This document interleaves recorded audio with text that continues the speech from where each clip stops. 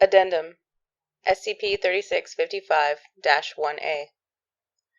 The following excerpts are from a journal recovered from the office of Harrison Garcia within SCP-3655, casino floor manager for the between 1965 and 1976, likely detailing the events within SCP-3655 leading up to and directly following the duplication event.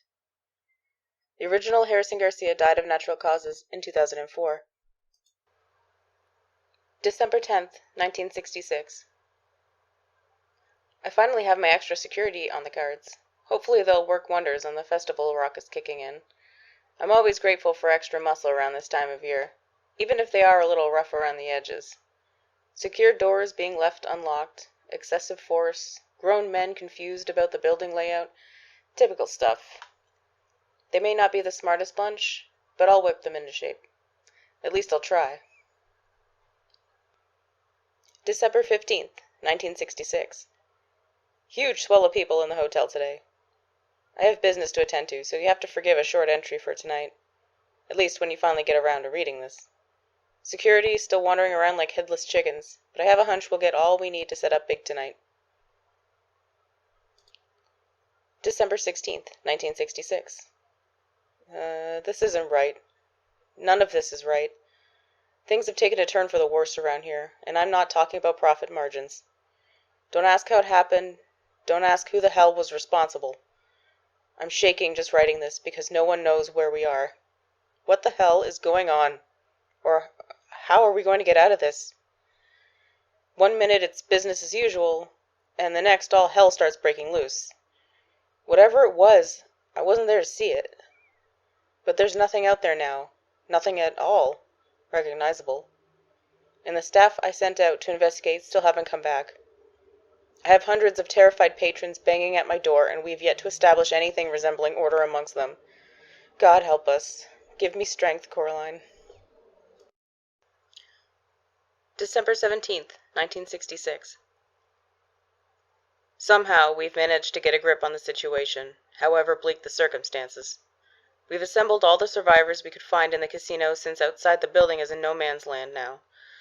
One of our dealers, poor lad, learned that the hard way when he tried to get through the foyer. The silver lining is that somehow the lights and water still work, so there's that, and we've had security handing out food from the cafeteria to those that'll take it. Definitely feels lonely around here, though. We still haven't taken account of those left, but it's starting to look like a sizable few just didn't make it.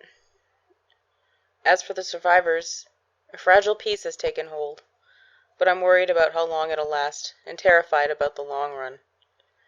At least I can confide in that here, because out there they sure as hell can't afford to see me break down. I need to stay strong, for their sake and mine.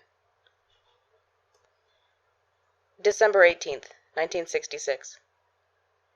I think my fellow employees are already starting to crack.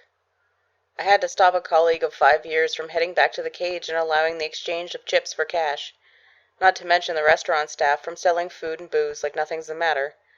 As if cash has any value at a time like this. I don't know how much booze got out before I put a stop to it, but I do know that drunkenness is not a wild card I'd like to be contending with given the already dire circumstances. I'm going to have to run a much tighter ship if we're going to stand any chance of getting through this. December 19th, 1966. We've managed to track down all those with alcohol. Too bad they're mostly members of my own damn security staff. One of them has already managed to drink himself into a coma, and plenty more seem intent on following that example. So, not only do we now have fewer hands on deck, but our supplies are dwindling by the day to boot. Coraline, I wonder if I'm already the only sane one left. December 20th, 1966. The past couple of hours have been a nightmare. The fire started before anyone knew what was happening, and that was when we noticed it. Some damaged electrics had ignited a fireball that damn near consumed the lobby and us with it. It was a miracle we managed to get it under control, let alone stop it. But in the end, the sprinklers and our bravest managed to come through. I just hope there aren't any more surprises headed our way, because our hopes and resources are stretched as far enough as it can go. But at least, now, there's a little more per head and a half a dozen fewer mouths to feed. December 25th, 1966. Christmas today. Even though I knew I'd be spending it without you, somehow our predicament only makes the feeling worse. I can only hope your fortunes are better. December 29th, 1966. More trouble in paradise. To say we should have rationed our food supplies better is an understatement, since we let a lot of good stuff go to waste in the chaos following the start of this ordeal. Fear and anger, on the other hand, are here in abundance. We took a count. There are 217 of us stuck here. I doubt we have enough to last us a fortnight. What should I do? What can I do? I wish you were here. January 1st, 1967. The hungry are turning violent. There's practically a mob forming in the poker hall, and they seem intent on claiming the scraps we have left one way or another. That, and lashing out at anything or anyone they can get their hands on. The patrons, the security, the dealers, me. We all want answers. We all want solutions. The difference is that I'm expected to deliver. Not to mention that we're still no closer to figuring out what on earth started this mess. The phones are useless.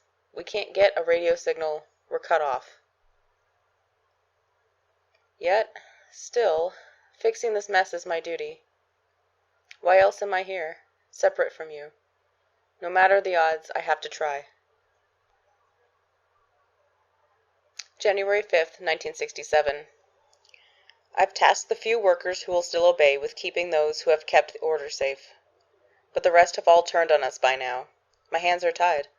The assistant floor manager has a dozen or so survivors holed up in the smoking room, convinced that escape is their only option. They're close to jumping ship. Maybe they already have. Duty continues to call, but I'm finding it difficult to answer. I'm spending more and more time holed up in this office alone. Out there, violence is becoming more and more common.